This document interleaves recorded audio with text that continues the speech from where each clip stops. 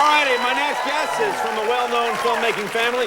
Just received 3 Oscar nominations for writing, directing, and co-producing Lost in Translation. The DVD will be in stores February 3rd. Please welcome Sofia Coppola. She's brilliant.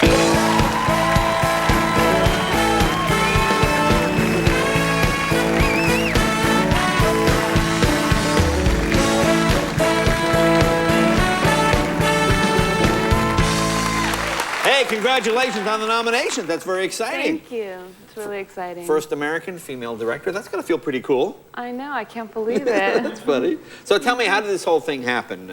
Did they call you in the morning, or is it different with the Oscars than it is with like TV? They wake you up at like 5 in the morning. Oh, yeah. This is the first time for me, so I don't know how it goes. But you know, we heard that they announced them at 5:30 in the morning. So my producer Ross Katz and I woke up at 5:15, and we were all staying at the same hotel. Oh, okay. And Bart, my agent, and we all had our pajamas on, and we ordered room service and watched on TV. Oh, so you watched? So you weren't asleep when you got the call?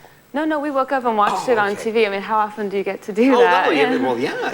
Yeah, and so Sigourney Weaver announced all the nominations, and she said Bill Murray, and we screamed, and we called him in Rome where he's doing a movie, and you know, freaked out about it, and then they announced the directors, and I saw myself up there with with all these guys. Not cool. Did you call your parents?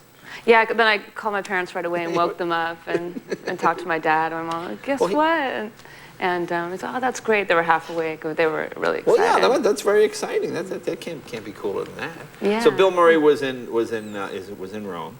Did he think when you were doing this? Now, I mean, he's a comic. He gets a call. This is a $4 million film. I mean, that's about as low budget as it gets, right? It was really low budget. How do you get Bill Murray? I mean, is it because you have a famous name? How does that happen? Did you just call him and he said, oh, yes? Or how does it work? No. It was, I remember someone saying, like, oh, you want Bill Murray? Good luck. I hope, you've got a couple years to try to find him. And no, what does that mean? What does that mean? I mean, he's Bill Murray. He's really elusive. I would call his agents, and they said, oh, we haven't talked to him in months. And he just has, we must have the same agent. That's amazing. No, but he has his whole life with his family outside of it, and golf and other things. And I really spent like 8 months trying to track them down. Months? I was pathetic. I was a stalker. I was calling. I got a voicemail number, and I called like every day. And I remember someone saying, well, I think he's gonna be at Pebble Beach golfing, and I actually thought like maybe I'll drive to the Pebble Beach, and I'm surprised I didn't get arrested. You're like a crazy lady now. Yeah, I was a crazy person, but we get an idea in your head. So how do you make that pitch? You say, I know you directed Virgin Suicides, but you haven't had anything with this sort of critical acclaim, and so fairly untested, I think, especially someone like Bill Murray. How do you convince him? Do you tell him the story and he goes, that sounds good? You just send the script? What do you do? I sent like a kind of a treatment, or when I was starting the script, I sent it to his P.O. box that I got from a friend. And P.O. box? Yeah, I mean, just like the whole thing. So you're in with all the porn. Wow. I didn't think about that.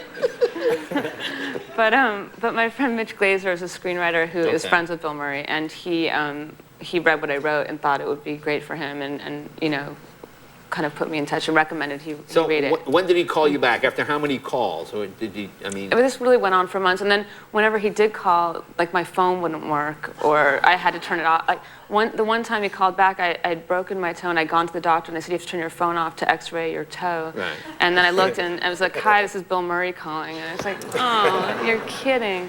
But I wrote it into the script that the girl breaks her toe, because I needed some more pages. It all worked out, but we didn't know. We went to Japan to make the movie, and my last conversation with him is he said he was inclined to do the film. It was inclined. Yeah, well, and so I took that as okay. I think he's coming to do the movie. Okay. And I remember my agent said, well, what if he doesn't come? Is there a backup plan? And we had no backup plan. We were in Japan spending money, and luckily a few days before shooting, Bill Murray showed up. And what was Japan like? Well, you know this. Have you seen the film? Yeah. Well, I live in hotels a lot of the time, and to me, I loved it because I hate traveling. My wife loves it, but to me it's like a nightmare. There's nothing on TV. I identified very much with this film. Is this like an autobiographical deal for you? Was this your experience as you were writing? Yeah, I mean, it's not autobiographical, but it came from a lot of my time in Tokyo and being in hotels and just that jet lag is just like nothing I've ever experienced. You're up in the middle of the night and you don't know where you are. And I love going to Tokyo, but it's really like nothing else. I mean, tell people what the story is about. Tell them what the film is about.